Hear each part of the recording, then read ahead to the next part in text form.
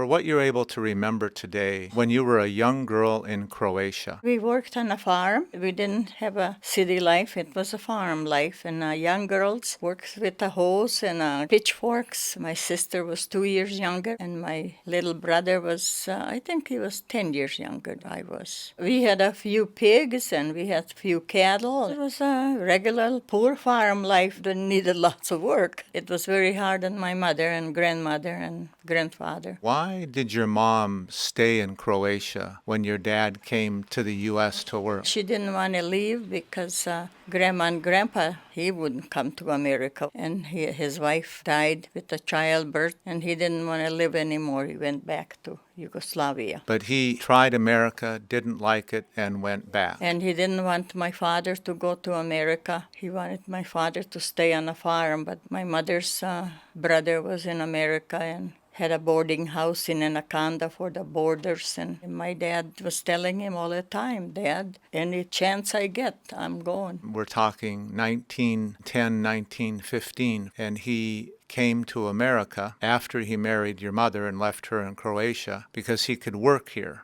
Yeah. What work did he do? He was a copper miner. In the smelter. Oh, yeah, he was a very good one. So he was living in the U.S., but you were still back in Croatia. Mm-hmm. You were born in 1921. Your mother, though... She didn't want to leave as long as Grandma and Grandpa were alive. She wanted to stay, and she did. I remember we all went to their funerals and everything. As time went on and you grew older, what help were you to your mom? Working on the fields, going to church, a little bit of school that there was. As the end of life came for your grandparents at that time, your mom got a hold of your dad. It was time to come to America. Mm-hmm. You had to leave pretty fast. Mom and Mary, my sister, they were a little bit sickly, so I was watching Joe.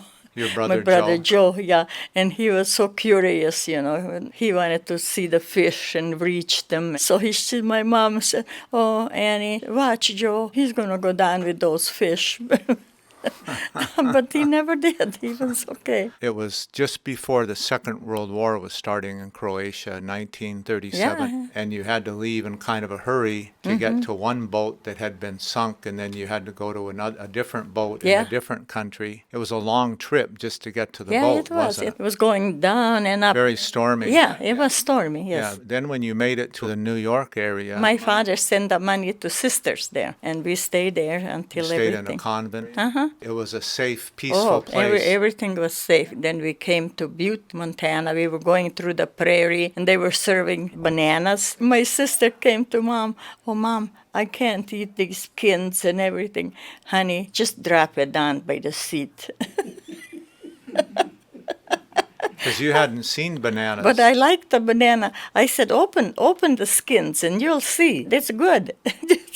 At this time, you were about 17. Yeah, it was very stormy. Sometimes we would going on the ship straight, almost up like that, and hanging onto the railings. It was rough, yeah. Mm-hmm. But we all made it, thank God. And then you were about 17 years old at that time. Mm-hmm. You made it across the U.S. on a train. And then when we got... was it in Butte? Yeah. Was your dad happy to see you all there? Oh, of course. You did not stay in Anaconda very long. And the Second World War started. Your dad told you and Mary that you really needed to go find work. Well, the big brewery people from Anaconda, and they had a Mr. Tuxer, was kind of older man.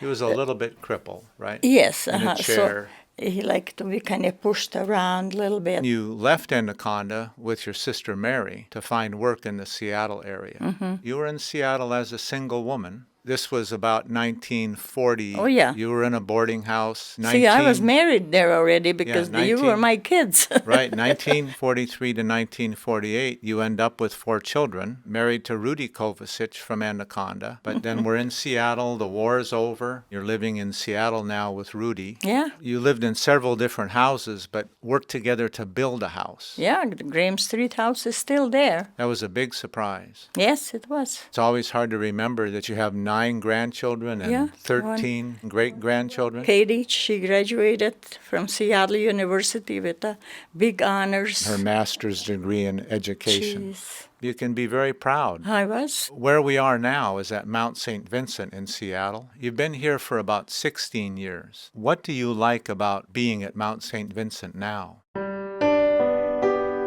I like to have my peace to sit in a chapel till the rosary begins. Is there anything else that you'd like to say? Just keep God in heart. Stay happy. Yeah.